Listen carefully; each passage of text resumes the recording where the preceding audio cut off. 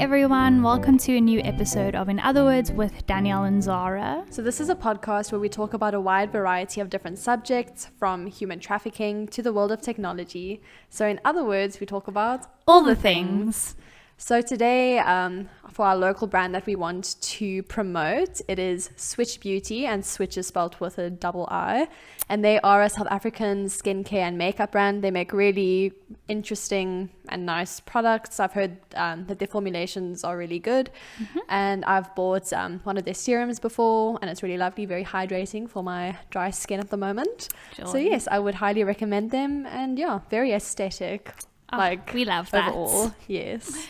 Okay, so today we are talking about the things that we wish parents knew or understood. Yes. Just a disclaimer, this is not an episode where if you're a parent, you're just going to feel like... Attacked. Yes, we're not attacking parents, because we will do an episode where... It's the other way around. We'll talk about parents and what they wish their children understood. Yes. And also, I think it's important that this is from parents in general. Yes. We're not sitting here bashing our own parents, because that would be kind of awkward. Wonderful parents. We do. We have very good parents. So we asked you guys on our Instagram stories, our personal stories, and the podcast story, if you're not following our podcast on Instagram, it's In Other Words _podcast. Yes. Check us out. Check it Give out us now. a follow. Press pause and go follow us. Go do it right now. And then you can interact, and we can chat about your opinions on our podcast as well. So yeah, thanks to everyone who submitted their answers and responses. So yeah, we're going to chat about those, and then we can go into some of the things that we wish parents knew. Yes. Cool. I feel like it's parents, like if you were born in like 89 and backwards, this is for backwards. you. And backwards. You can see I'm not ready to be a parent. Cool. So the first one is that we wish that parents knew that they don't know everything. What? Can you believe it? I know. Has your world been shattered? Oh my gosh. And I feel like this is definitely a thing. I mean, I've spoken to people before, and they speak about their parents, and like, you know, some parents really do just think that they know everything, and just because they're older, you know, they're automatically wiser. And like, granted, you will be wiser in a few areas of life, but it doesn't mean that you know every single thing. Exactly. You know?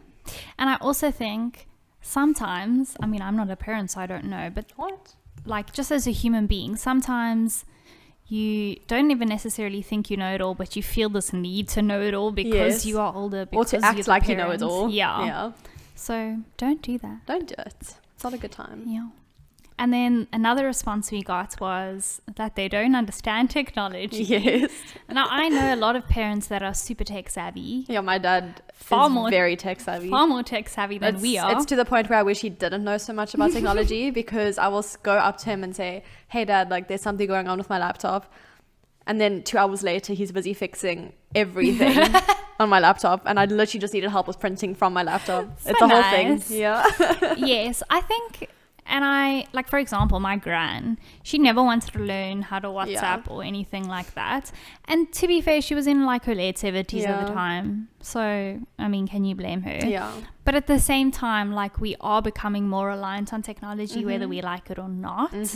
So, if you have this attitude of, like, technology is the bane of existence and the fact that it exists is destroying humanity, to the point where you don't want to learn and you think that everything technology related is toxic, the reality is you wouldn't be listening to this phenomenal podcast without technology.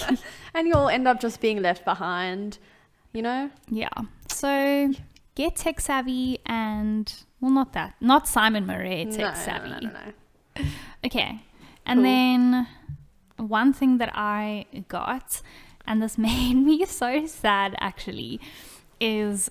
I asked, obviously, what do you wish your parents understood? And someone responded, me. Aww. And that made me so sad. That's so sad. And I think it's difficult to really understand, because my mom and I have always been very close. So even if there's certain sides of each other that we don't understand, like, I'm pretty sure we have a very close relationship, and there is that understanding. And so I do feel really, like, sad for kids that kind of feel like their parents don't know them, understand them. or if they feel like they have to hide who they really are from their parents. Like that's really sad as well. And I feel like that often happens when parents like put up these really strict rules or boundaries or whatever. And unfortunately what happens is that like strict rules result in rebellious children, and so your children are going to be doing like all of these things that you don't want them to do, and they're going to be hiding that part from you.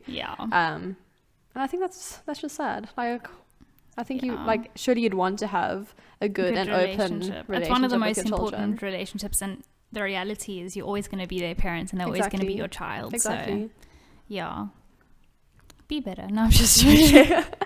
Another thing that we both got responses like this, and that is that mental health is a thing.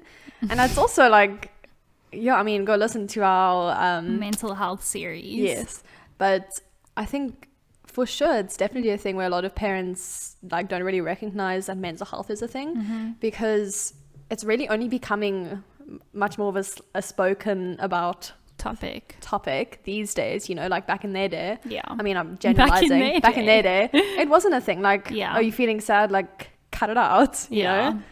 You like just grow up and be a man. And the two things that like I said in that series, and I don't want to like repeat myself fully, but just this idea of if your child is struggling, don't automatically see it as a reflection of you as a bad parent, because life is hard.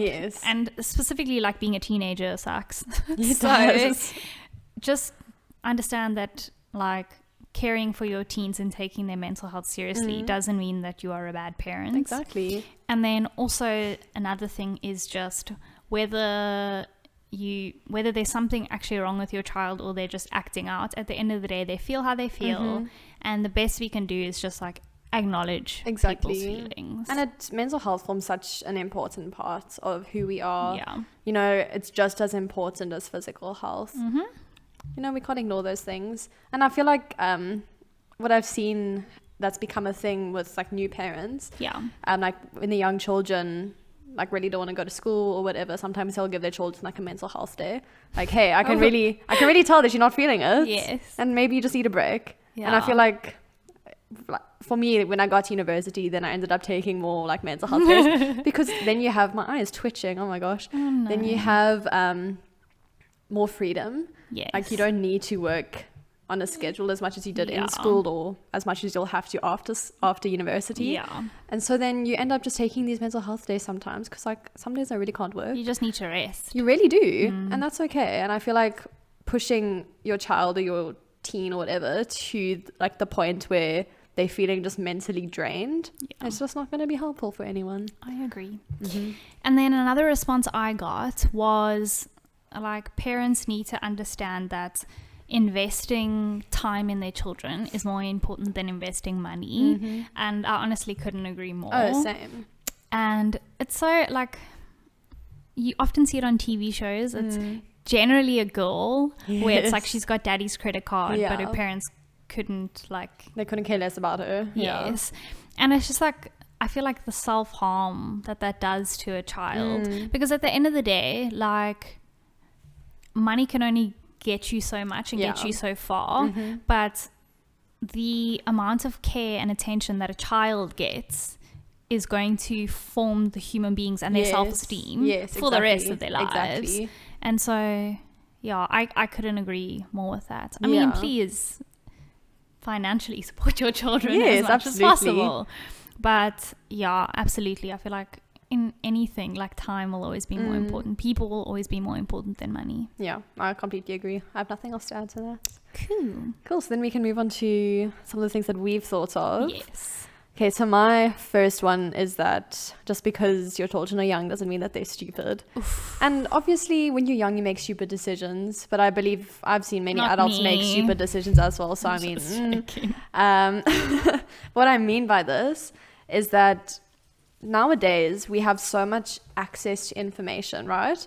Like, we know what is going on in the world. If you're on Instagram, Twitter, TikTok, you know what's going on in the world because people speak about it all the time. And so naturally children are going to form opinions, right or wrong. Exactly. But I mean, an opinion. It's their opinion, and if it's informed, then good for them. Yeah. And also adding on to this, what I've observed is that young people generally know when information is accurate and when it isn't, because we've kind of grown up in this world of the internet and all that. Yes. We know better how to see like that doesn't seem right. Whereas like, for example, parents or like even older, they just love to share fake news all the freaking time. And Mom, I love you so much. But the amount of time she was like, during lockdown, she's like, I saw this thing on Facebook and we're going into hard lockdown again. Or Cyril's addressing the nation at 7. And I'm like, it's really 7:30, like News 24 told me. And she's like, but I saw a post on Facebook. Facebook, because I mean, a lot of older people get the information on Facebook. It's the catalyst for rubbish. And like the thing is, fake news spreads, I can't even remember the number, but it's a significantly higher percentage than real news does. Yeah. And unfortunately, older people just seem to be way more susceptible to it. Yeah. But what I found is like, if a young person says to an adult, oh, I think this, da da da da da, or hey, that doesn't seem like a good source, where did you get that information from? Then it's like, you're a child, you don't know you don't know anything. I'm an adult, I know everything. Like, yes. One of like the clearest examples, and this is not necessarily parents, this is just an adult.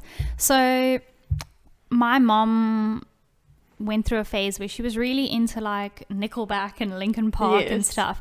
So I went into Look and Listen. So you can already see back in the day how long ago that was. And I went into Look and Listen, and I said, listen, my mom's into like rock and this is the kind of music she's into. Can you just like show me a couple of CDs or suggestions? Because I was buying my mom a CD. Let's just date myself again. Oh my gosh. And he was like, okay, let me show you. And he was showing me Celine Dion. Oh no. Because in his mind, this is like a child who doesn't understand music genres, and her mom is a certain age and she can't possibly listen to like anything other than Celine Dion. So I wonder if that had to do with your being a woman as well. Maybe it was mansplaining to you. A whole other issue. Yeah, catch them in the next episode.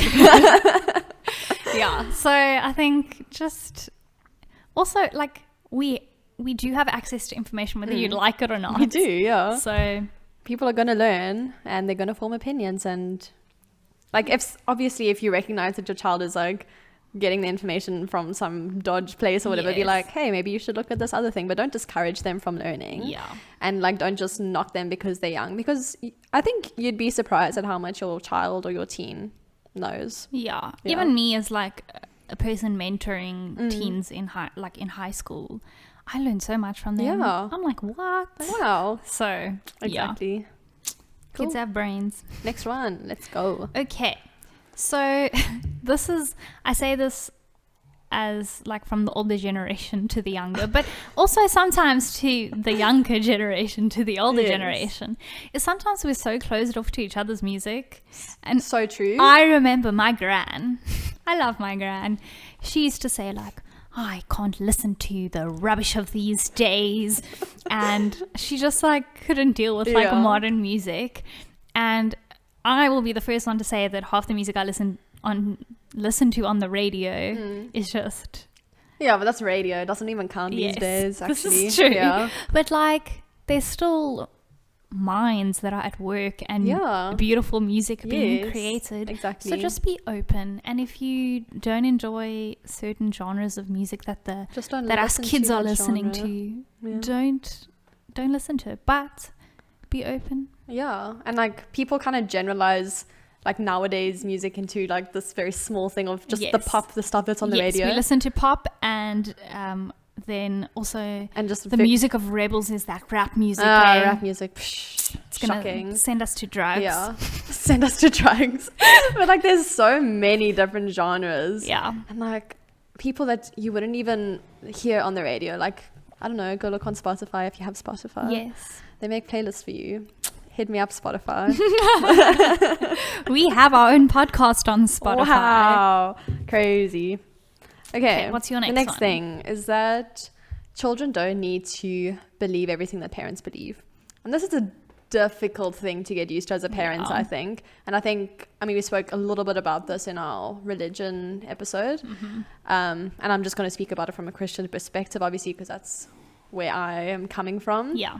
But often like Christian parents will raise their children to be Christians. And there's going to come a point where your child has to define, they have to decide for themselves. Do I want to be a Christian or not? Like, you know, and sometimes they're going to decide that Christianity is just not for them. And it's difficult if you've raised them to be like that. But you've got to come to a point where you say, I don't control my children's minds. Like they're going to decide these things for themselves. And this goes with most things, you know, with anything. And I feel like it can't be easy. Like, no, it's very difficult. I don't necessarily see myself as a parent, but as a human being, I have an opinion. And if I'm going to raise like a little mini me, I'm going to want them to hold the same opinion. It's only natural.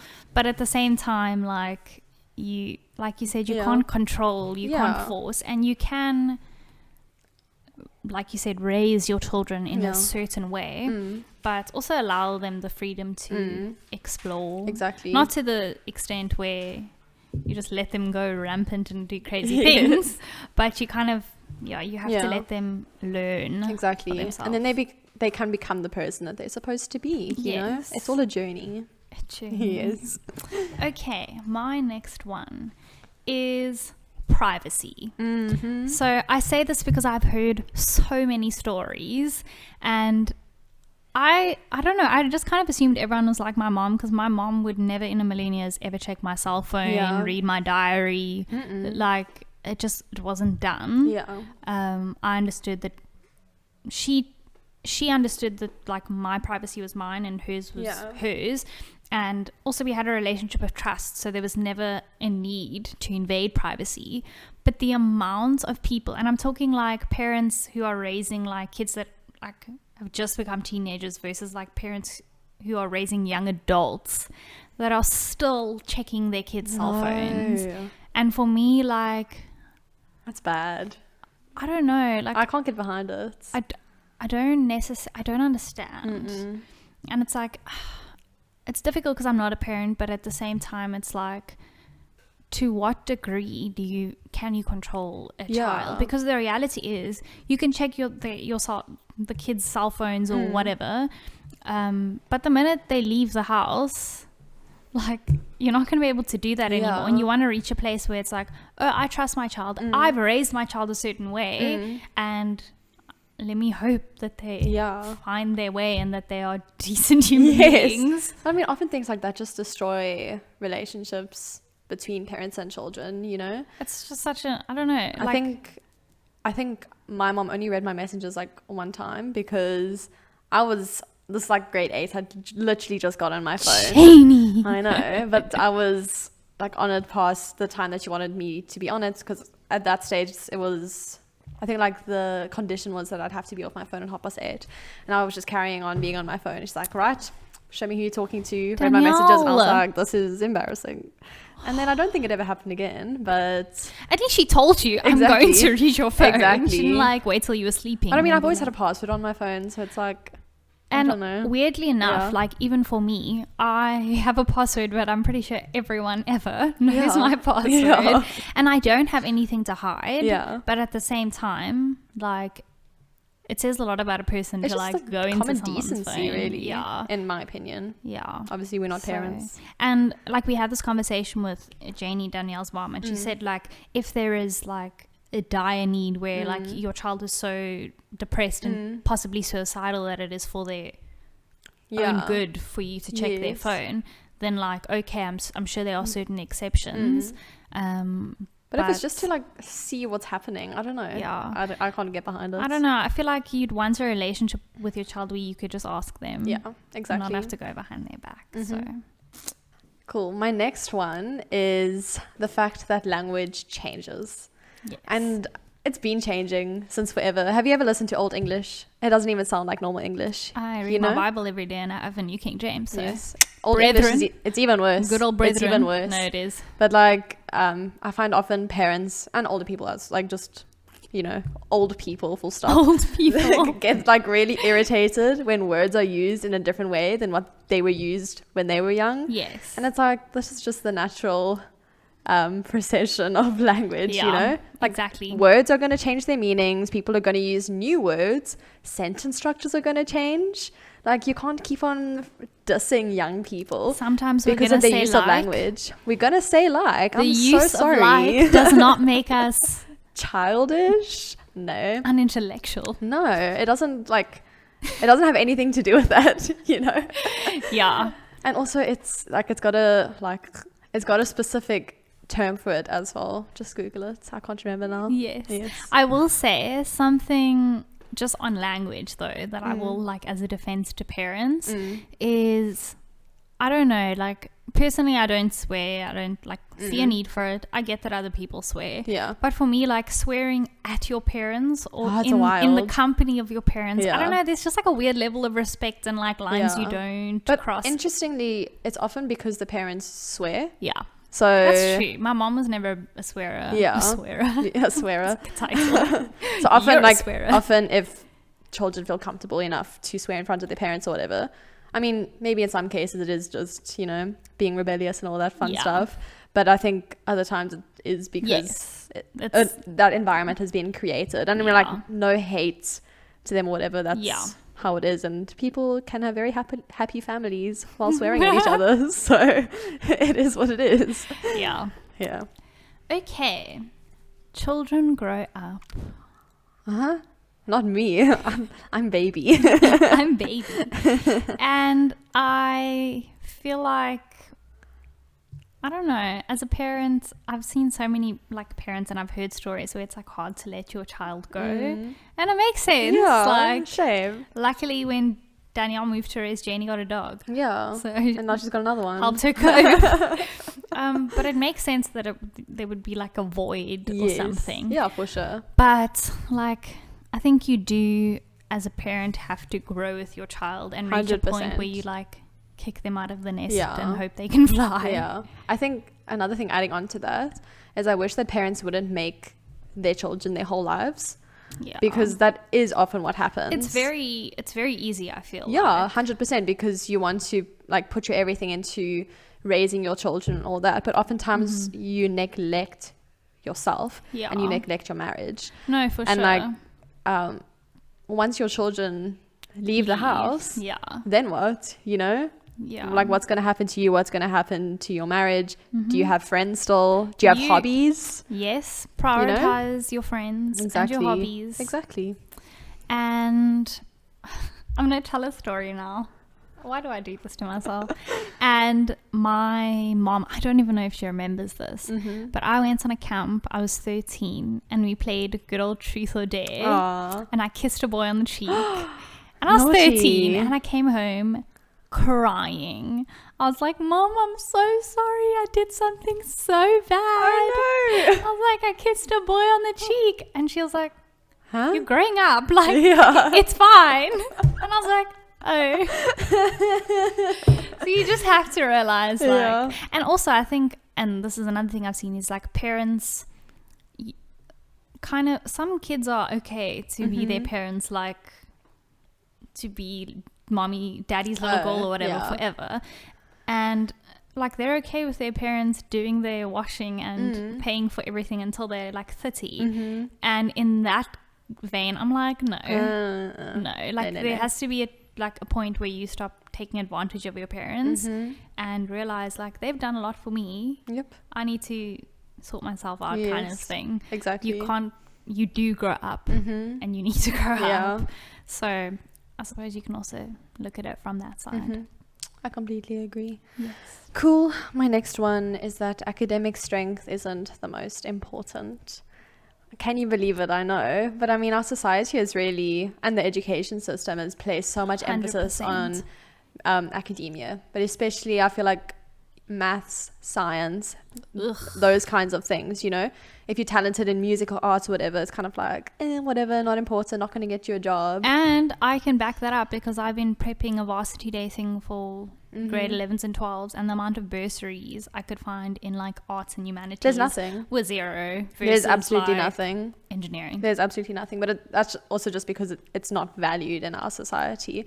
But when you place so much pressure on your children to be talented in maths or science etc., etc., and they're not, they're just going to feel so bad about themselves because it's not a sign of intelligence. You know, it for sure adds to it, but you can be intelligent in different ways, you 100%. know, emotionally intelligent, socially intelligent, and those are all important things that we need in our society. And I feel like you're just making your children feel bad about themselves, to be honest. And it's like so true. And I think maybe it comes from a position of like, I want you to get a job that pays more. But even that, like, not to change the topic too much, but that also says a lot about our society. Just because I don't know if I've told this story to you before. I don't know either. But even the one day I was driving and I was just, you know, when you have like existential crises all the time. And I saw this guy on the side of the road and he was like digging, or I don't know what he was doing. And it was so hot outside. And in my mind, I was like, I know this guy's being paid peanuts. And I'm on my way to my job. And I mean, I'm not a high earning person, but after that day, I was like, wow, I probably didn't work nearly as hard as this person, but it's because have some sort of academic knowledge that I'm more valued, which is pathetic. But I mean, that's really just whole society. I mean, freaking capitalism, am I right? Freaking capitalism. Like, okay, we all go to the shops. Every single person has an interaction with a cashier. How much are those cashiers paid? Nothing. Like, so many people go to a restaurant, has an interaction with a waiter, they bring you food, your food is made by people in the kitchen, and they are paid less most likely than you are, but you need them. We all need them. And it's like, why are some jobs just so much more valued than others? And don't give me a proper explanation, I don't want to hear it, but like, it's ridiculous. And I suppose that comes with, you need to teach your kids, and again, like, holler to my mom because she's so cool. She understood that, like, Zara's going to full-time ministry, she ain't gonna be making that much cash dollar, but she'll be happy because she's doing what she's supposed to do. But that also like brings up the fact of like, would I be attracted or marry someone who isn't like an academic? And then I'm like, Zara, maybe you're the problem. Anyways, we're getting way off topic. Cool. Next one. Yes, is it me again? Wow. Let your kids be passionate about things. I completely agree. And I see like younger kids get on board with all these incredible movements, and as much as I want to like pat them on the back and say that's awesome, I don't necessarily know if they completely understand or if it's going to be a lifelong thing. But you have to give kids the freedom to stand up for what they believe in, because you're teaching them that they're allowed to have thought and allowed to speak up, and that's the kind of adults you're going to want into society one day. So I feel like when you tell your child, oh no, you can't, don't protest or don't put this on social media, I mean, obviously, please just think about what you post. Think about what you do. And teach your kids that just be wise. Be so wise. But at the same time, let them be passionate about things, even if you think it's not important. But they'll learn. Often like young people just aren't taken seriously though. I mean, I look 100%. At Greta Thunberg, for example, and I mean, if you don't know who she is, she's like a very young climate activist. She's been going at it for years. Our house is on fire. It is. And you see all these grown up adults making fun of her, and it's like, do you not have a life? You know? And even to mock someone that age. I know. Like, and she's trying her best. Anyway, cool. Next thing, it's good to speak about adult things. And it's good to educate your children about things that you may not want to educate them about.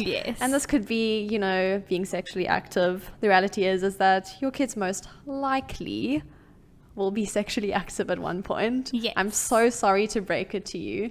I'm so sorry. But like, they've got to know like what to do, you know. And it also just comes to creating a more open, trusting relationship. But yeah, like you were saying, often, you know, parents expect the schools to teach the children about sex. Schools expect parents to teach the children about sex. And then the children don't know. And then they learn from weird places that they shouldn't be learning it about. Learning it about it. And there's so many things like Danielle and I listened to a phenomenal podcast Yes. in the week. It was so good. And it was very interesting because it was a mother-daughter pairing. And I was like, it's quite interesting. They wrote a book about sex together. And I was like, it must be a bit of an awkward. Yeah. But I actually admired their relationship. And Same. I learned so much. I was like, damn, these are important things you should know. Ew, like, I just want to go and read all the books now. I'm glad you said you just want to read the books. I wasn't sure where that was going, Danielle. Yeah, and even like, I'm actually going to mention this point now, is like finances. Like, I think you do, as a parent, you want to protect your kids. So you don't want to tell them about like what's happening financially or even emotions. Like, you don't want to like burden them with adult things, but they are going to be adults one day. Yeah. So yeah, have those fun conversations, even if it's difficult. Yes, it'll only benefit them in the end. Okay, my next point, and I feel like this is kind of difficult to put into an eloquent sentence, but you are so eloquent. I am, my gosh. But just because you raised your child or fed them or sheltered them doesn't give you an excuse to do whatever the heck you want. Yeah. And I feel like often, and most parents are guilty of doing this, you know, when your child is complaining or putting up a fuss or I don't know. Yes, which is not if it's something pathetic, like. Very well. But don't say, oh, you have to be this way because I put a roof over your head. I fed you. And it's like, that is literally the bare minimum, my dude. You're legally required to do that. Legally, yes. Like, straight up. Yeah. At the end of the day, like, as harsh as it sounds, like, you chose that life. You did. When you had your baby. Indeed. So, and again, like, kids, be grateful. Yeah, be grateful. What your parents have done for you. But at the same time, it can very often be a manipulative tool. 100%. And that's not good. We don't want that. No, thank you. Okay, and then my last one is, I don't know if you found this, but like, and maybe parents can, I feel like I'm hoping parents respond to this. Same. It'll be nice to hear from you. That's it. And we love you. But I find that parents sometimes struggle to say sorry. Yeah. And I don't necessarily think it's from a place of, like, I think you can know you're wrong, but also just feel like if I say sorry, then it undermines my authority. Oh, yeah. And I just feel like if you can apologize, your child can see, wow, like my parent isn't perfect and I'm not perfect and we're just all imperfect. And it also shows the child like what to do when they're in the wrong. I feel like when parents don't ever say sorry, then why should the child ever feel the need to say sorry? And it's good to kind of have those conversations, realize that you can be vulnerable, that you can own up to your mistakes. Yes. These are all important things. Exactly. Yeah. Be like Justin Bieber. Indeed. Say sorry. Cool. I think that is all. But yes, please let us know your thoughts. Indeed. And also, I feel like 90, I don't know if I want to say 90% or 99% of the time, parents, whether you like it or not, they have lived longer. Yeah, they have. So they are going to know a few things more than you do. And also, you might not understand it in the moment, but whether something is best for you or not, your parents think they're doing what they think is best for you. So don't hate your parents, y'all. Most of the time, it's not because they have any kind of spite against you, you know? They love you so much. Hopefully. Yes. If they don't, I'm so sorry. Anyway. Cool. Okay. Thank you for listening. And follow us. Share our podcast if you like it. Yes, please share with all your friends. Like and subscribe. And interact. Half of you we don't know who you are. Ugh, so sad. Anyway. Yes. We'll see you next time. All right. Bye.